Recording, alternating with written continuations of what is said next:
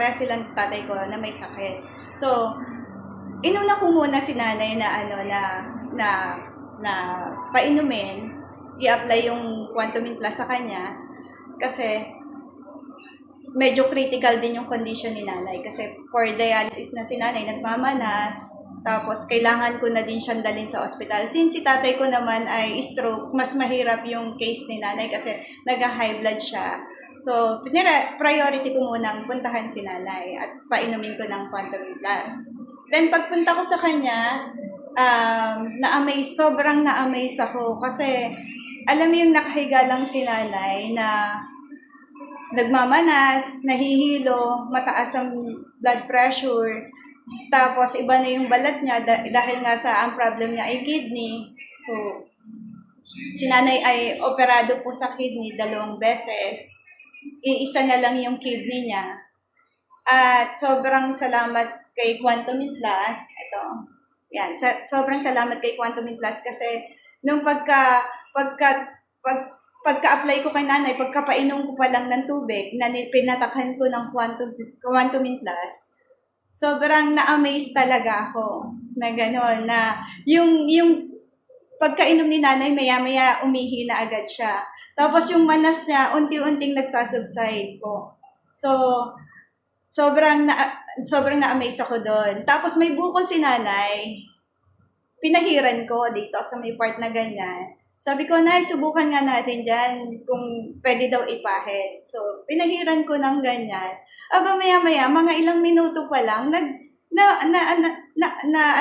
nag-subside na. So, unti-unti siyang lumiliit. Sabi ko, na-amaze ako. Sobrang galing ni Quantumin Plus. At eto pa, nung time na rin yon, sunod-sunod kasi in-apply kay nanay, tinignan ko kung effective talaga yung products.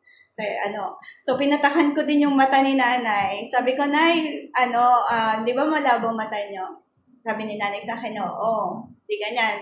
Nay, pinabasa ko si nanay ng sa Bible, hindi niya mabasa ng walang salamin. So sabi ko, Nay, patakan natin yung mata mo.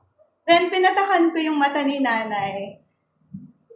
Lumiwanag yung kanyang paningin. Hindi naman totally, yung malinaw na malinaw, pero sabi ni nanay ay mas malinaw kumpara dati. Tapos yung tingin niya dun sa TV, nung time na yun, nanonood si nanay kasi, ang tingin niya, pag nanonood siya sa TV, ang tao sa TV, nagdadalawa yan. Nagdadalawa sa paningin niya, sabi niya sa akin. Tapos, nung pagkapunta ko sa kanya, sabi niya sa akin, Nay, maganda. Sabi niya, may pagbabago din sa mata ko na dati, dalawa yung tao doon. Isang tao, nagiging 2. Ngayon, ay sobrang napabilib ako ni Quantumin Plus na. And then, punta naman ako kay tatay ko.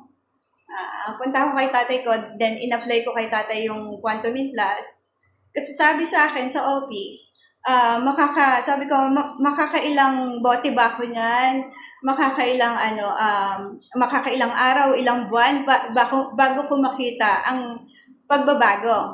Kung may makikita akong pagbabago sa tatay ko, sa case ng tatay ko, mga ilang buwan ba? Kasi usually pag meron akong pinapatake, talagang hinahanapan ko talaga ng resulta.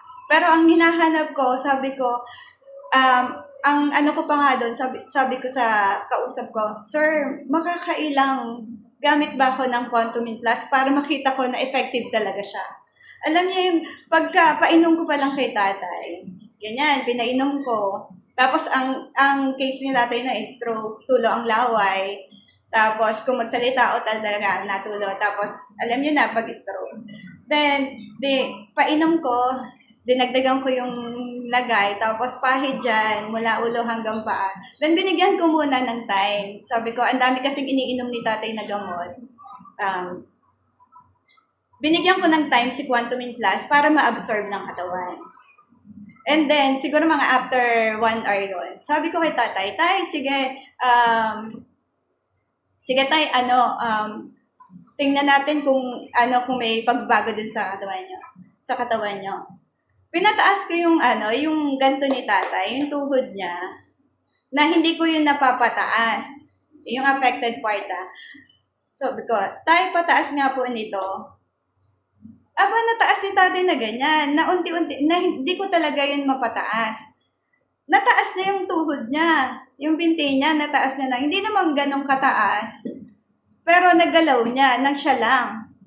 Tapos, hindi pa ako na-convince noon. Hindi pa ako na-convince. Sabi ko, parang, hindi, baka na-motivate ko lang si tatay kasi ako nagte-therapy kay tatay eh. Tapos, ang isa pang pinagawa ko kay tatay, pinataas ko yung kanyang, yung arm niya na affected. Na nakaganon siya. Na nakaganon lang lagi yun eh. Pinaano ko sa kanya, tay, pagalaw nga po nito ng inyong, braso. Napagalaw ko. Na-amaze talaga ako. Sabi ko, in just 1 hour, so pag-take pala ng Quantum Plus, meron ng pagbabago. Sobrang galing talaga ng Quantum Plus. Tapos hanggang sa unti-unti, araw-araw, meron akong nakikitang pagbabago kay tatay na dati tumutulo ang laway niya, mga makalipas ang ilang araw, hindi na. Tapos unti-unti, nakakapagsalita na siya, ganun lang siya magsalita. Aba, natatawag niya ako, ganun na siya. Hanggang sa naka-recover si tatay, nakabalik siya sa normal. Nakakapagluto siya, nakakapaghugas siya ng pinggan. Yon. So, kasamang palad, si tatay po ay namatay, hindi po dahil sa sakit. Namatay si tatay dahil sa na-aksidente siya, nabarog yung ulo niya. So ngayon po si nanay, tuloy-tuloy pa rin yung paggamit ko kay nanay ng Quantum Plus at nakita ko naman yung pagbabago na kay nanay na kahit pa tumaas yung presyo ng Quantum Plus, hindi kami nawawalan ng Quantum Plus. So, eto si nanay, ayan po. Makikita niyo naman dyan yung picture ni nanay na before, na sobrang wala sa itsura talaga, na ang layo talaga ng itsura ni nanay sa ngayon. So, ayan po. So, nay, ano bang pakaramdam niyo tuwing umiinom kayo ng Quantum Plus? Pag umiinom po ako ng Quantum Plus, nagkakaroon po ng pagbabago, lumalakas. Pag ako po ay nahihilo, bigla, nagkakaroon po ng epektong ibang-iba. Kaya 2017 po, nung ako ay gumamit nito, hanggang ngayon, gumagamit pa rin. Kaya, salamat sa Quantum Plus at kay Dr. Marcel. Pag naglalakad kayo, nay, hindi na kayo nahihilo? Pag ako'y naglalakad, pagamat ang sakit po ng TB ay madaling mapagod, pero kailangan po natin gumamit tayo ng food supplement. Nandyan po si Quantum Plus. So, nay, ipapakita ko sa inyo, kasi si nanay, ang case na ay kidney problem. So, isa na lang yung kidney ni nanay.